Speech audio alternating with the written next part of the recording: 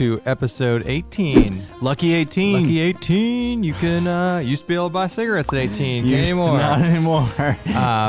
Lottery tickets? Yeah, I think so. You can enlist in the military. All right, but you can't smoke. You can't smoke. All right. This is a special one. We are going to continue our love of the cottage vendors. Before we love cottage vendors. Before I get into our guests, I do want to say that you all asked, actually for a long time. Like 2 people asked. No, a lot of people have asked. We are officially, as of this episode and our entire backlog, we're putting up on legit podcasting sites. We're going big. So we'll be on iTunes, Spotify. Hopefully, I have to do all that after I film this, so hopefully it'll work. All the big names. We'll throw links in the description, but you will now be able to download us. Download it. And take us on the go via your phone. Yeah, through hike with us. And enjoy the audio sensation that is Backcountry BSing. So check it out on podcasting sites. I have been told that the first week podcasts are up is important. So if you like this podcast, give us a review. Yeah. It could be a bad review. Yeah, it could be a review. But check it out. Find us on podcast sites. It's time to bring in Underground Quilts. Yep. Welcome. How's it going, man? Good. It's good to be here. Are you it's hard to tell because it's blurred. Are you in the shop? I am currently in the shop. I've been here since 7:30 this morning. Oh. I cracked open. You're in Jackson, Michigan, right? Yep. Okay. I'm trying to drink some Michigan beers. This is Comstock, Michigan, though. I'm not sure where that is. Bells. Never heard of it. No. So we're continuing these. We talked with Light AF last week, and we really been enjoying talking to the cottage vendors. And in fact, a underground quilt. I think that was the first hammock purchase I ever bought before I had a hammock. Because I bought you guys had a Black Friday sale in like 2017, I think, and I bought a Zeppelin, and then I bought a Winter Dream, and then Andy just bought a top quilt. Yeah. So we've been buying you guys' stuff for a while. So tell me the story of how UGQ kind of got started. Oh, I have no idea. You're the wrong one to ask. You just woke up one day and you're just like... No, actually, yeah, I mean, believe it or not, I've told this story probably this year alone at least 200 times. Before this year, actually, this was our first year heavily marketing. Up to this point, we didn't really do any marketing. It was all word of mouth, so we didn't really have to tell the story much. But most of it started with just Paul, who obviously is the owner. He, always heavy into backpacking, rock climbing, really passionate about the industry, and basically came down to he was sick of paying for expensive gear, and had the epiphany one day to attempt to make his own gear. And so he borrowed my mom's, well, I guess it'd be my grandma's sewing machine. And so the story goes, broke it in 5 minutes, and his first successful top quilt, I think, took him probably close to 8 to 10 hours. And he took it on a backpacking trip, and some of his friends wanted to know where he got it. And, they started asking him to make some gear. And I don't know how long it was after that he actually turned on a website and then walked away from his career in the home building industry to pursue this full time. So it all happened within about a year. So quilts was the first thing that he went after because maybe like he saw a need there, or that was like... Yeah, so before he started the company, he was sleeping in sleeping bags. And it really started with an underquilt, I think was the first thing that he kind of pioneered through. One of his best friends had a pretty bad back, and so he had got into hammock camping, which Paul wasn't really familiar with at all at the time. And so when he got back from a trip after first seeing his friend in a hammock, he started doing research and learned that there was actually a market for it. And so that was kind of the first thing that he pursued was hammock insulation. And how long ago was this? So the company officially started in 2011, so it would have probably been 2010, 2011. Oh, wow. Yeah. So that you guys, that must have been one of the first ones. Like hammock specific. I don't know. I haven't been in the hammock. We haven't been industry. in the hammocks. We got into hammocks in like 2014, 2015. Yeah. But I can see that you could easily spot like a niche, especially for underquilts. They're just, I don't even know of any underquilt that's been around that long. Maybe like a Jacks are better or something. I have no I don't idea. know. How did? Yeah, it's hard to say. How did? I mean, this is kind of an obvious question, but how did you start getting plugged into this? Yeah. So Paul married my mom. They've been together. So they were together when the business started. They got married, I don't know, 5-6 years ago now. I started in 2013 or 14. And I worked here for about 2 years. We were working out of Paul's dad's basement when I started. And it was just 4 of us, my mom, myself, my brother, and Paul. And I basically did the cutting and filling and, the boring stuff, if you will.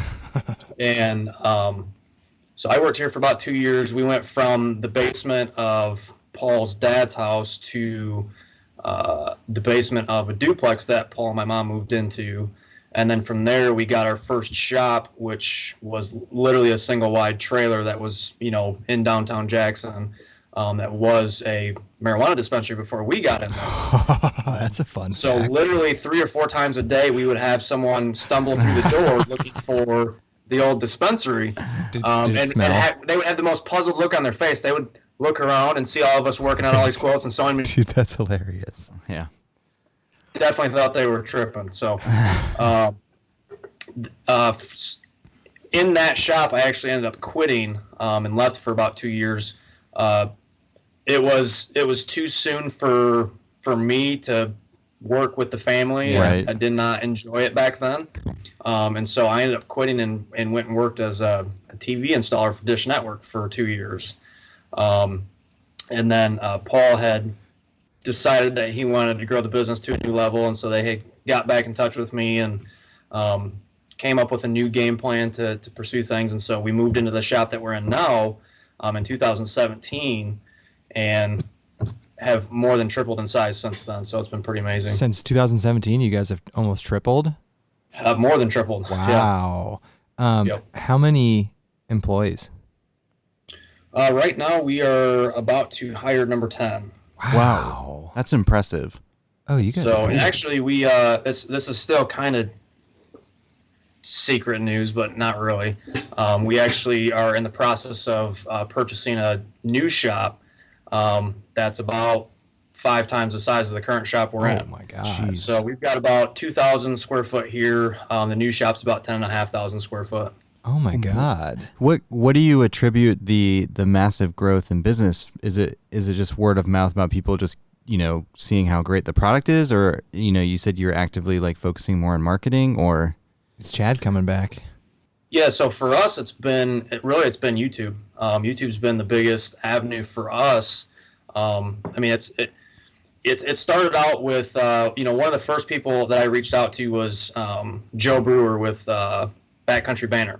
Okay. And that was it was early last year sometime. And I had reached out to him and sent him a bandit, and that was kind of the first one that hit the scene. That was the first bandit review that had come out, from a more well-known YouTuber. And then after that, it was Darwin. And then after Darwin's review, we really didn't pursue that for almost a solid year. His review was kind of, it had mixed feelings with us and a lot of different people. And so we kind of just let things go for a while. And then this year, the very first person that I reached out to this year was actually Dan Becker. Okay. And at the time, he only had 7,000 subscribers. And when I had offered to send him a bandit for review, his response to me was, well, I may or may not review it. And I basically told him, well, I'm not going to send it to you. Yeah. Either you're going to review it or I'm not going to send it to you. Yeah. Which was, from our standpoint, it was, if it's a bad review, that's fine. Yeah. All we're asking for is a review, whether Yeah. it's good or bad. and that's definitely fair, and that's interesting That's to hear. totally fair. It's interesting to hear that from your side too, because we only ever We talk only hear about the YouTube side. We only ever hear the YouTube side, but yeah, if you're spending the time and energy and money to make a product and give it to somebody, like a review is absolutely fair. Right. Yeah, exactly. That. Yep. So he basically told me, he said, well, I know who you guys are. You're not, some Chinese company I've never heard of. So he agreed to do it. And from that, him and I obviously developed a really strong friendship, went on several trips together now. And so from our standpoint, looking at specific channels and kind of strategizing on our side, Dan's channel was only a couple months old at that point. He already had 7,000 subscribers. He obviously had a lot of growth. And so, here it is 9 months later, and he's over 40,000 subscribers. So we've been able to not only, become friends with Dan, but actually grow as a company alongside Dan, because Dan's growth has now become our growth. Yeah. And same with all the other YouTubers that, we've kind of built a network with. And really from our side, it's not been, hey, we're paying them to say glowing things about our product. It's, we send them the product, and if they like it, great. If not, then, we go back to the drawing board and try to make a better product. Yeah. So like one thing we were talking to Light AF about, and he was talking about designing a tarp with some YouTubers, and he would go like back and forth and back and forth and back and forth with these people. Is that kind of how it works when you guys are like working with somebody and sending them a product? Like, is it kind of like, oh, hey, tweak this a little bit or do something like this? And then is there like a back and forth like that? I mean, the beauty of our shop, obviously, is we're full custom. So, we will tailor to specific needs more so than other people. I can't say that we've actually worked on any like product related projects, as far as a new product with anyone. And I don't think that we probably will, unless someone comes up with a really good idea. Mm-hmm. We have between me and Paul and my brother, who's the lead sewer, we do a really good job on kind of fine tuning everything. But we have so many options available on the website. Most people can find what fits them perfectly, through our options. So really that's what it comes down to is constantly adding more options and tweaking the current options and listening to what the community is saying, and then building our website in conjunction with that. Yeah, this is kind of a funny story. So Andy's wife, so for our wives are friends, and for Christmases, our wives usually ask the other one what they should get us for Christmas. So his wife was like, hey, is there anything backpacking related that I should get Andy for Christmas? And I was like, well, we were talking to Dan about the Bandit top quilt, and I was like, he wants a really warm top quilt. I'm like, check out UGQ. She goes, that's great. She goes, yeah, you're going to have to help me here. And she sent me the link because of like all the options, because you can really dial in everything. And like from her end, she doesn't really backpack. I mean, she backpacks, but it's not like she's like an expert on top quilts. I'm like, I'll handle it. But I didn't realize, because I bought my Zeppelin like years ago, and you definitely could like modulate aspects of it. But like when I got on your site and we ordered his top quilt, there were so many options. There were options, quite frankly, I never heard of. And I think that's one of the interesting things too, is like you see a lot of cottage companies start out like completely custom, and then they get big, and that becomes kind of burdensome to always cater to those custom orders. So like hats off to you to keep that going, because that can't be easy. That's one thing I found people really like, obviously, is like high degree of customization. Yeah. What product is like your guys' like staple? I mean, definitely the Bandit. That's by far, our number one selling product. The quilts are the bread and butter of the quilt, the cottage quilt manufacturer industry. I mean, obviously we make a lot of tarps and we make scullies, and, we sell other, companies, pads and whatever. But yeah, I mean, definitely the Bandit by far has been, the number one generator of sales. And we don't have any plans ever of, doing away with the custom side of our shop. Nice. I mean, that'll always be what we focus on. We've got a team of currently 9 people, and we're shipping 90 quilts a week. Oh my. And for us to be able to do that while offering full customization, in a shop that really doesn't function that well because it was chopped up and there's so many rooms in here, it doesn't flow right. So we can create that level of efficiency, in this space with the people that we have. Once we go into, a space that we can actually really dial in our efficiencies, we'll be able to produce some significant output. So with the employees that you hire, do you have a tough time finding like people skilled already for sewing and that type of work, or do do you like hire people and then train them on how to do that? I've always wondered that. Yeah, it's been a little bit of both.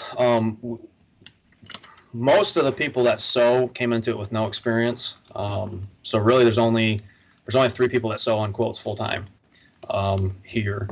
Which again, imagining them sewing 90, almost 100 quilts a week with just 3 people is just insane. That is. So yeah, I mean, mainly it's Paul, my brother, and then Paul's daughter Alyssa. They do the majority of the sewing as far as quilts. My mom exclusively does all the tarps. And then we hired another sewer probably about 3 months ago. She does all the stuff sacks, all the accessories, all the miscellaneous bits and pieces.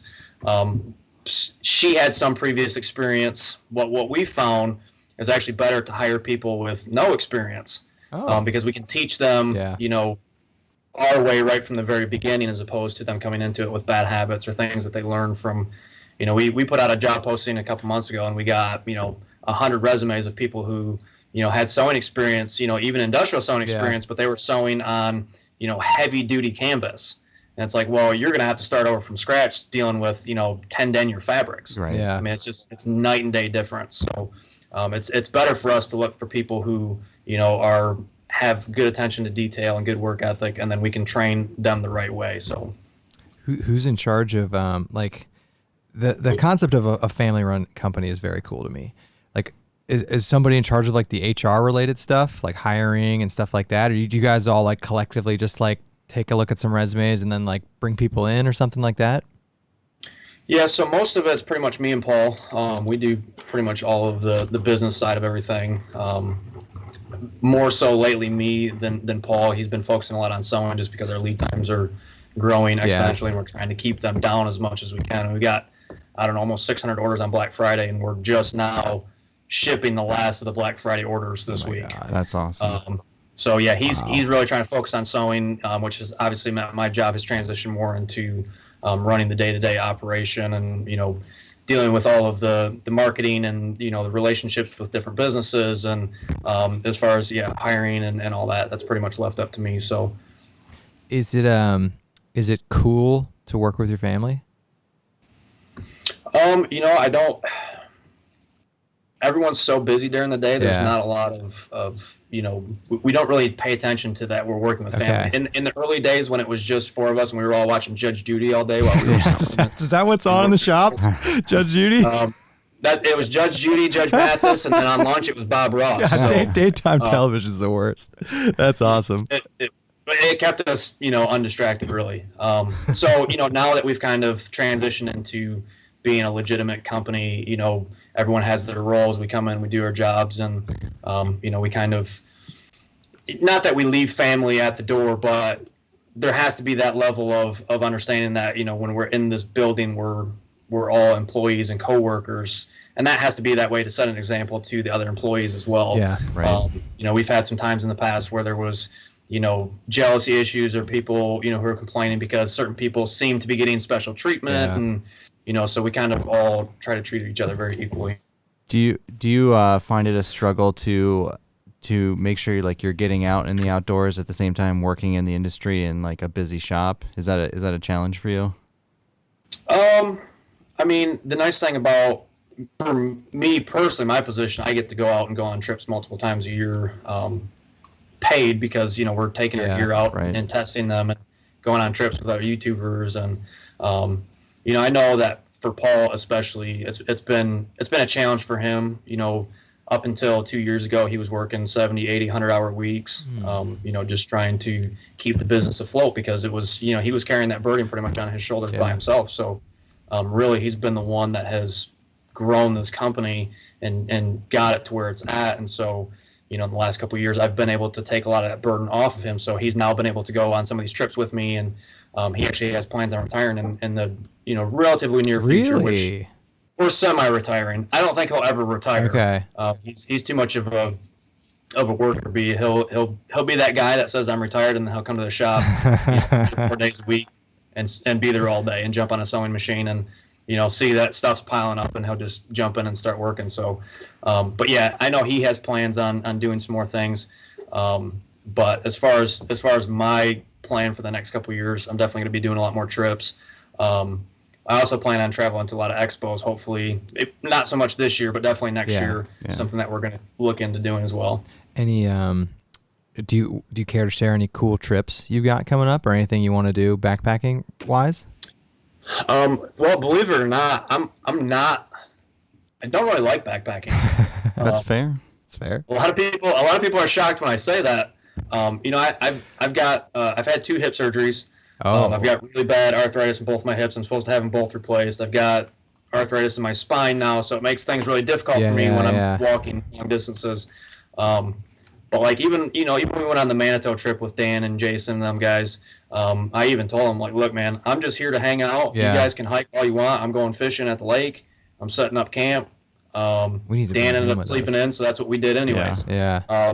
That's kind of more my thing. So like, we went and did a trip with Joe Robinette a couple weeks ago. Oh, yeah.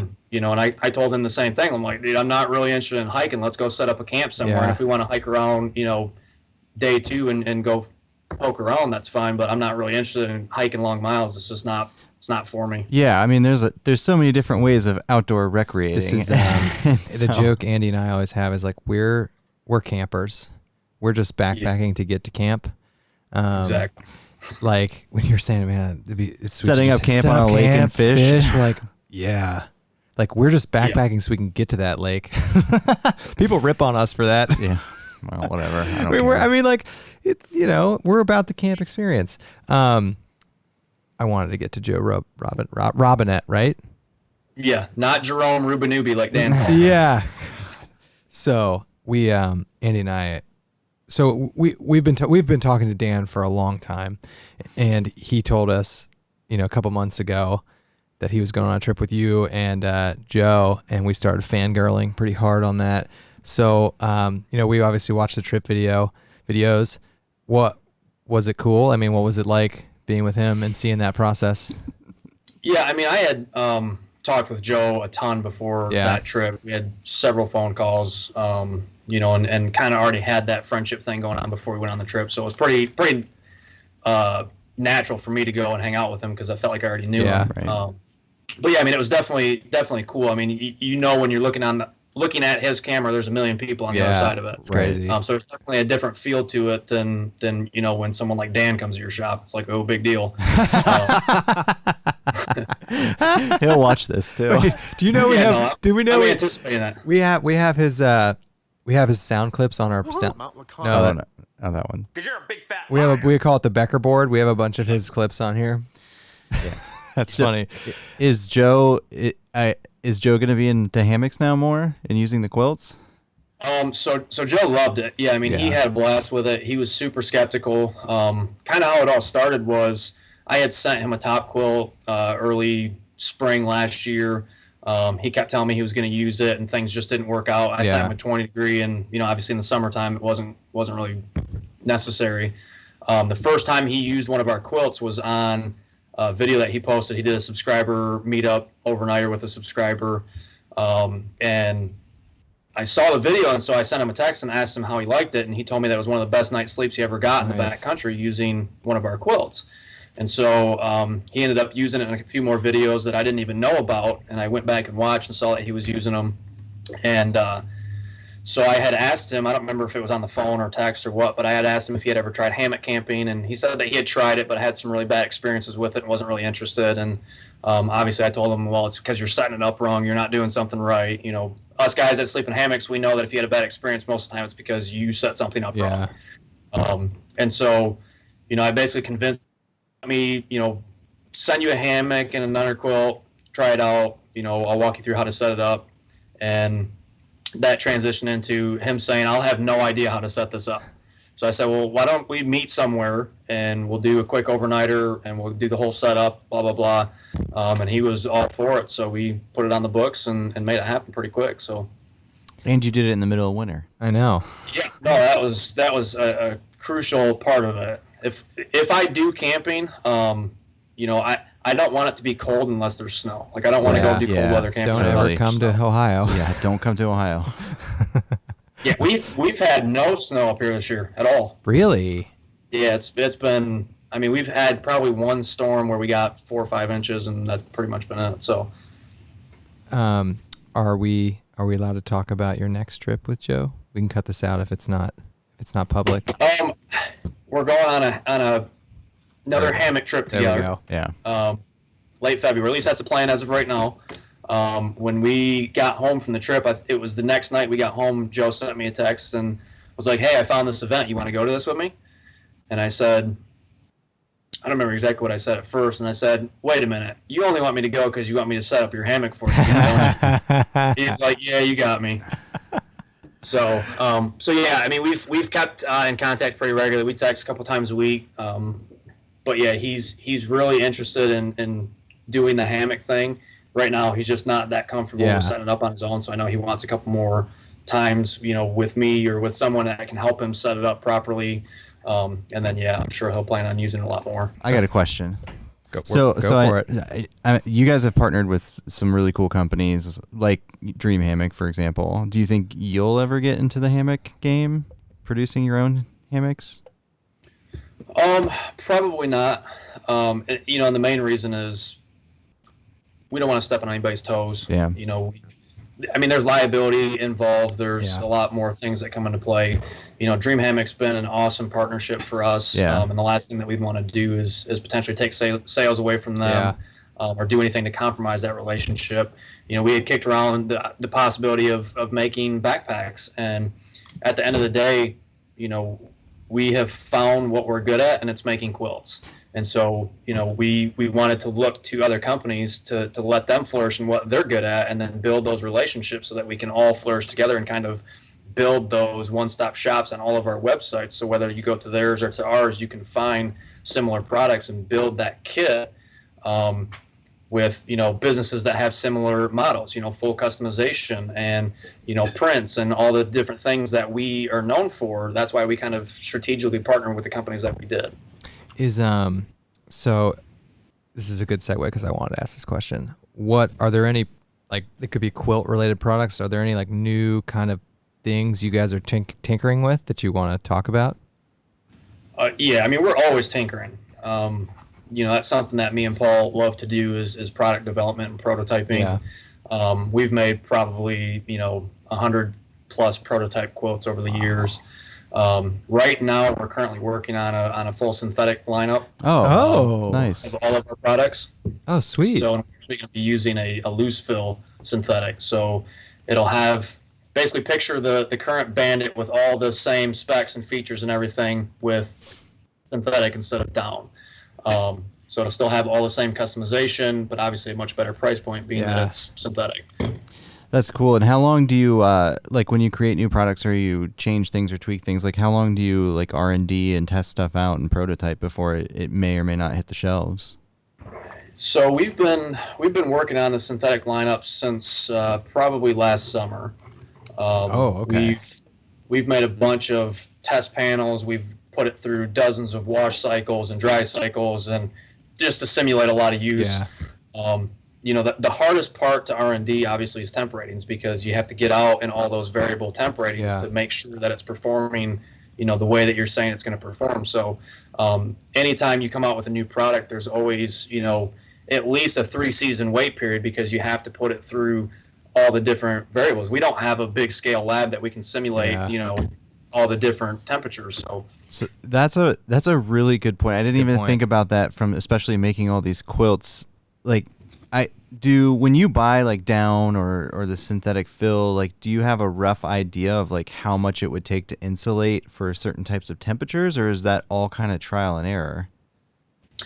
Initially, yes. Initially, it's trial and error. You have to. I mean, this is something that me and Jeremiah talked about the other day. Was there's an industry standard, but that industry standard, there's so many variables that exist, because if this company has a 5-inch wide chamber and we have a 3-inch wide chamber, the amount of down that's required for them to achieve that loft inside that chamber may be more, because the wider the chamber, the more you're going to experience this compression in that chamber because of the weight of the fabric or just the sheer volume that's in that chamber. And so that standard's kind of a very rough estimate. And so as a cottage manufacturer, we pretty much had to come up with all of our temp ratings on our own through trial and error, and obviously through customer feedback and all that. So once you get it dialed in, then you basically have formulas that are already pre-built between 800, 850, and 950 fill power down based on the size, length, width, all that comes into play. So, is it true that you guys overstuff your quilts based on, like, you may know, like, you need X amount of down for a certain type of temperature rating, and then you purposely add more? Is that true? Because we heard... Right, yep. So basically... Light AF told us that. Yeah, Chris told us that. Basically, so if you took our 20-degree bandit top quilt, for a 20 degree, it needs 2.5 inches of loft. And so you have to look at what's the absolute bare minimum that this requires to keep you alive at 20 degrees. Yeah. It's the lower limit of survival rating. So that's what we used as our baseline, and then we increased it by 30%. So it's actually 30% for the top half of the quilt and 40% for the foot box. So, So you're almost going after comfortability ratings, not survivability. Right. Yep. So we are classified as comfort rated. That is awesome. And I've said this on a lot of our videos. So I have two underquilts. I have a 20-degree Zeppelin and I have a 20-degree incubator, and the Zeppelin is by far warmer. Yeah, you talk about that all the time. I talk about it a lot. And that's what we try to help people understand, that if you're going to compare, our 20 degree to most other companies, you have to use a different quilt, because our 20 degree is actually warm at 20 degrees. Yeah. So, if this company is using a lower limit rating, and they're calling it a 20 degree and it's actually only warm at a 35, then compare it to our 30 or 40 degree quilt. And then the weights line up and the specs all make sense. I never thought about that. Yeah. I was like, because the Zeppelin 20 degree is slightly heavier than the hammock gear, but it's way warmer. But here's the thing too, is then, like, your prices with that comfortability, like, rating, so meaning more down, are still sometimes cheaper, if not the same than competitors, maybe, which is interesting to think about. That's a good point, and that's a. I mean, a lot of it, most of it for us comes down to one, when we get cost savings from our suppliers, from our down suppliers, fabric suppliers, whatever, we always pass it on to our customers. And the other thing is, like I said earlier, as with 10 employees, we can put out 100 quilts a week. That means our cost into each quilt has gone down significantly, which means we can sell it at a better price point because we don't have as much labor into each product. And so the more efficient that we become as a company, the more the consumer is going to save, because we have less cost involved overall in making that product. And the last thing we'd ever want to do as a company is keep jacking the prices up and take advantage of people because, hey, we can make it faster, so let's just make more money. We started this business and we keep this business running because we care about what people, are doing with their lives. We care about people getting out and staying active and doing what they love to do. And that's the whole reason Paul started this company, was because he couldn't afford most of the gear that was out there. And so that's always been our business motto, is making affordable, high quality gear for, the average person. And that's the main difference between, like, going with a cottage manufacturer versus, like, a big box company, is, like, you get exactly what you're talking about, which is it's so great, first of all, and then obviously the customer service is massive. So another thing I wanted to, this is what's nice talking to people in the gear industry, something we kind of talked to Chris about. What do you think, and this is something that I'm really curious about, like, in the next 20 years, what do you think is going to be the biggest, or some kind of, like, technological innovations in the backpacking space / quilt space like, is it going to be cheaper and more efficient down, like lighter textiles? Like, what do you see as happening? I mean, that's kind of something that we've thought about pretty heavily.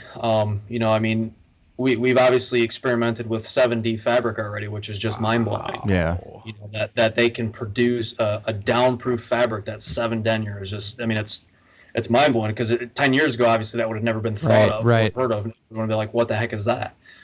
So, with how fast technology advances, both in the textile industry and just in the world in general, really, it's hard to say. It's hard to say what it's going to look like a year from now. Look at Chris at Light AF. A year ago, he was selling fanny packs, on Etsy, and now he's got 5 employees in a 3,000 square foot shop. Yeah. So so much can happen in that time period. I think one of the biggest hurdles or challenges for cottage companies is all of the big box stores or big box names that are coming into the quilt industry and offering things, Chinese made things that are cheaper, faster, you can get it next day, and really kind of trying to monopolize that market. And so we have to find a way to stand alone, stand aside from the crowd, because 3 years ago there was almost no big names offering quilts, and now every big name sleeping bag manufacturer is offering some sort of quilt. Right. So that's been the most challenging part is how do we stay innovative and moving forward and stay a company that's trending. And for us, at the end of the day, the biggest thing for us is quality. Yeah. We inspect every gear that goes out of these doors extremely. I personally look at 99% of the gear that leaves this shop. All the processes between cutting, filling, finishing, sewing, everyone has a strategic way that they do it where they're inspecting pretty much every square inch of that quilt. It's being seen at least 5 or 6 times before it leaves the shop. Wow. Yeah, that's impressive, and I think that seems to be a consistent message for people who are like considering, where to buy products from is like the advantages you get from going with a cottage manufacturer versus a big box. Do you ever get hit up by like big box manufacturers to like supply them or sell your products? So yeah, we've had a couple retailers reach out to us over the years. Paul and I actually just last Wednesday went up to Moose Jaw headquarters. Mm-hmm. Oh, that's right there in Michigan. That's right. They had reached out to us wanting to retail our quilt, meaning it would still be, 100% our quilt that they were wanting to offer in their stores. And so we went up there and met with their, I don't know if it was their lead sleeping bag purchaser or one of their sleeping bag purchasers. We took a quilt up there and let them look it over. They ended up keeping it so they could talk about it with their team of people. We went into their headquarters and there was probably 250 people working there. Yeah, they're a big company. Massive production, which most people don't realize how big Moose Jaw it really is. Yeah. They've got 11 stores, but their online presence is just huge. Unbelievable. Yeah. We actually we got contacted by Shark Tank. Really? Early last year. Oh, that's cool. For 2018, late 2018, wanting us to go on Shark Tank. And what we didn't know is that they actually wanted us to agree to all the terms before we went on to the show. So they wanted, 10% ownership of our company. They wanted just for going on the show. Of course. Right. So we had to agree to everything. So it was one of the Shark's assistants had reached out to us saying, "Hey, so and so is interested in your company. This is what he wants," and we had to agree to it all up front before we went onto the show. Which I'm sure at that point they would have coached us on how to act through the whole. Yeah. Oh yay, type thing. So, but we've been in business for 8 years and we've never been in debt. We've never borrowed money. We've always been 100% debt free since day one. Yeah, if you don't need, which not a lot of companies can say. Yeah. Right. Yeah, if you don't need the capital, they just want to make good TV. It seems like so. Exactly. Yeah. That's like there's a channel we know, a very big knife making channel, and he was gonna go on Forged in Fire, like on the History Channel. Oh, yeah. And it was the same thing. Like they wanted so much upfront just for like, and this dude has 100,000 subscribers, and he's like, dude, more people are gonna be watching my YouTube channel than watch this show. But exactly. And then there was there's other stories about other YouTubers we know getting offered to be on Naked and Afraid, and it's the same sort of thing. Yeah. Like they look at it as they're doing like us a favor or they're doing you a favor, but in reality, you guys have the momentum. Yeah. Yeah, you have the upper hand. That's really cool that you went up. Moose Jaw was like literally one of the first companies I bought outdoorsy stuff from because they had a huge online presence and they're like fun and wacky and zany. I don't know. You probably knew that. You're up there. Right. Yeah. That's like their shtick. I don't think there was a single person working there that was over 30. Yeah, that's funny. How far is that from you guys? It was about an hour and a half. Okay. So is this going to be something like getting in with, I guess you'd call Moose Jaw a retailer. Are you trying to get more like your products into more of these retailers? Is that kind of a business strategy? It wasn't really on our radar until they reached out to us. Yeah. At the end of the day, the cottage industry is always going to have a cap. Yeah. There's always going to be a limit where you're going to kind of top out. And so, trying to strategize as a cottage company how to manage and balance, custom and retail. There's a real fine line there, because on one hand you have, a very faithful customer base, very loyal customer base that considers you a custom made, cottage quilt manufacturer. And the second that you go retail, they think, hey, you're throwing all your custom work out the door and you're only focusing on retail and wanting to be, multimillionaires, which is not at all what we're interested in. Like, we're all totally content with where we're at financially, and that's not what we're in this for. But on the other hand, understanding that there's a cap, understanding that, one, we're supplying a lot of jobs to our economy. We're doing a lot of really fun and awesome things. So, it's hard to say what's actually going to happen there. But I will say, if it does happen, if we did ever do anything retail related, it would never take away from what we're currently doing. We would basically have a designated team for retail, so that those sewers only sew retail, and this team only works on retail, so that it doesn't compromise our customer side. Okay, that makes sense. I can see that being difficult to because being a cottage company retail, supplying moose jaw, that's a lot of work. You'd have to basically, you wouldn't be able to customize stuff, right? You'd have to build them 500 of these top quilts, it would be pre-made, right? Whatever we would make them. It would still be our same people making it. It would just be, they don't have any custom options. It would be, because if they're wanting to put it in their store, so obviously it has to be 100% done. So, what that looks like down the road, again, it's, we've looked at a lot of numbers and a lot of different ways on how to make that work. We're not pursuing it right now. We're kind of letting that sit. We're still 500 orders deep, and that's what we're focused on is, our current customers that are waiting. But who knows? I mean, I'm not going to say, that it's completely out of the question. But, right now our focus is definitely custom made and doing what we're doing. Do you think other cottage vendors are going to be looking to do that, jump into the retail space? I think it'll just depend on what the market looks like, and if it continues to grow the way that it has. We started out as a hammock company, and in the hammock community compared to the backpacking community, it's ridiculous. It's a huge difference. So we've only really just begun to tap into the backpacking community. We sold, 3,000 quilts last year. Oh my God. And thinking about how many backpackers there are in the world, or how many people that would use, a quilt, is 100 or 1,000 times that number. And so, that market's untapped. And then, you've got other markets like the bushcrafting community. Joe was the first person that we had reached out to in the bushcrafting community, because that's what I like to do. And I'm like, hey man, if I'm going out and doing overnighters in a wood shelter, I'd like to have a warm quilt, to sleep with. And so, and it's something that is lighter. Obviously those guys are packing a lot heavier items. So anywhere that they can save weight, why not?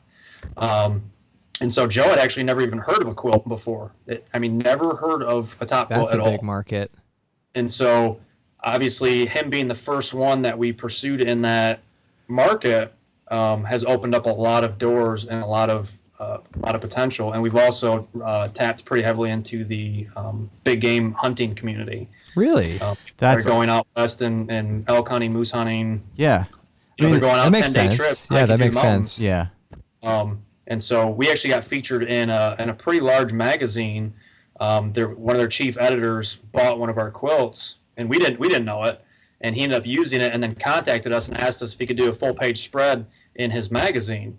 I thought I had a copy of it. That's sweet. But he actually featured us 2 months last year, and I think they've got close to 500,000 subscribers to their magazine. Wow. So it was. I talked to probably 400 or 500 big game hunters last year on the phone, of people that were, heard about us through this route or this route. And there's a lot of potential in the quilt industry. It's just, a matter of strategizing and do you well, you look at all those guys, and they've got these massive packs, and they're in the backcountry, like you said, going after elk for 10 days with these massive packs. Makes sense. That's a you need to get one of those quilts in the hands of Steve Ranella. Yeah, seriously. Get him to look at one of those. Yeah. Do you? That's actually on my radar. I've been Renella's the scoping man. them out pretty heavily. Renella's Gosh, awesome. she is so awesome. And Cam Haynes. Do you do any hunting? Yeah. You're a hunter? Oh yeah, I'm a hunter. Nice. Yeah, sure. We dabble. We dabble. We only have whitetail down here and some other stuff, but getting into like multi-day backpacking hunting is something Andy and I are definitely going to do at some point. And one of these, and fishing more. I need to do more backpacking. Yeah, fishing. we've done backpacking fishing before, but we definitely, we go out, we hunt generally every year, and we see these people going like Colorado on these like big elk hunts, and we're like packing in and base camping and like going out and glassing and doing all that stuff. I'm like, dude, that looks awesome. Yeah, and it's like a good, like being able to backpack is a good like transitional skill for that. Yeah, I don't know. And then taking advantage, like you look at like Cabela's and like all the big names, like all the gear is just so bulky and so heavy. It's so heavy. It's so heavy. And then you're supposed to pack 100 pounds of meat. Yeah, on it. Yeah, right. how do you even do that? Just take multiple trips. I don't know. That's cool though that you guys are looking to break into other kind of markets and something that has never. It's so weird to me. The bushcraft market on YouTube is so big.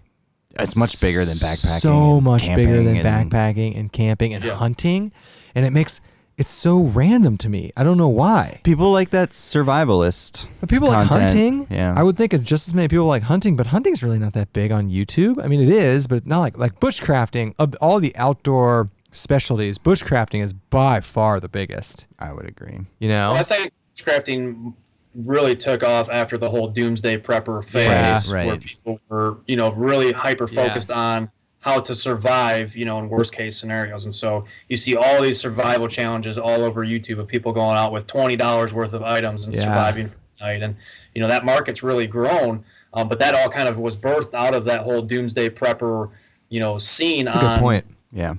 On TV. I haven't had TV in literally like 9 years, so I don't even know what's on TV anymore. That's good.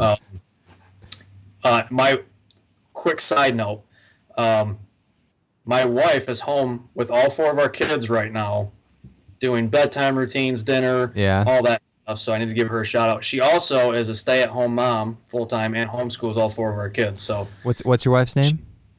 Brittany. Shout out to Brittany. Jeez, Brittany, Brittany. Damn girl. Amazing. That's a lot. Yeah, homeschooling 4 kids and letting me do this. I was gonna say, shout out to Brittany for taking care of the kids so that Chad can hang out with us. We appreciate that. She's always been super supportive. She goes on all the trips with me. That was my next question. Does trail days and does all that stuff. So she's generally into the outdoors too. Not even a little. So no, when we go on trips, we're staying in hotels. Yeah. So you brought up an interesting point. Like, so if people want to like see your gear and touch it and feel it. So you mentioned trail days. Are there any other places that you'll be at that people could come and visit you? So we will be at trail days in Damascus this year. We're also planning on going to PCT days this year as well. Nice. I don't know what else we have. Years past, we went to a lot of different hammock hangs. That was kind of our thing. Yeah. We'd travel around and go to different hangs. Most of the time there was never any more than 40, 50 people. So it wasn't like a huge presence, but it was still fun for us to make appearances. And that was really what grew the first 6 years of our business, was doing that. Like I said, next year, I think we plan on doing a lot more expo type things, going and setting up booths at as many different places as we can.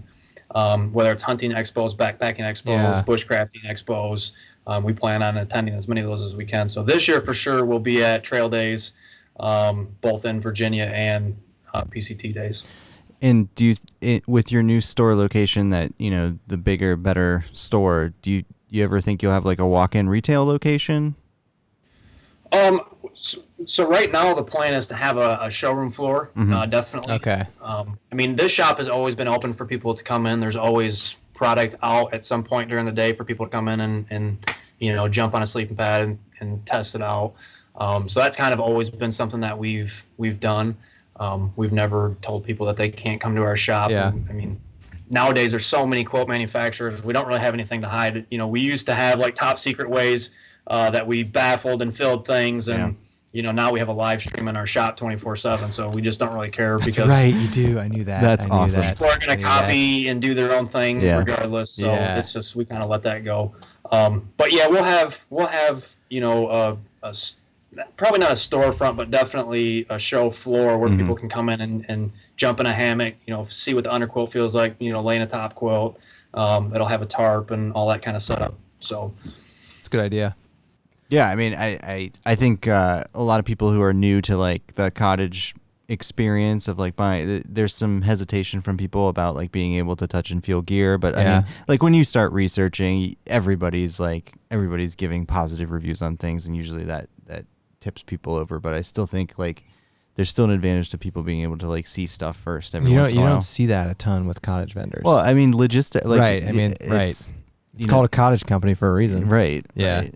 But I mean, that's the trade-off. That's the trade-off. You get the customizability, customization, customer service. Words are hard. And fantastic products. And so nice. Yeah. All right, Chad. I think we're gonna wrap this up. We've been going almost an hour. Goes fast, doesn't it? Yeah, it sure does. I was just getting warmed up. Hey, man. We'll do a second part to this. But first, honestly, thank you so much for talking to us. I know it can be weird doing these things. And I know you're getting hit up a lot too, so we appreciate you making time with us. And obviously, we'll put a link down to Underground Quilts and check them out. We have, Andy and we own several things from them. They're a good company. They're comfortable. I didn't realize until this thing that their ratings are based on comfortability, not temperature. I was like, their stuff is always warmer. So check out UGQ. We're big fans. Chad's a cool guy. It's a good company. Thank you so much, man. Yeah, appreciate it. We will catch everybody on the next Backcountry BSing. Yeah, thanks so much, Chad. We really appreciate you doing this.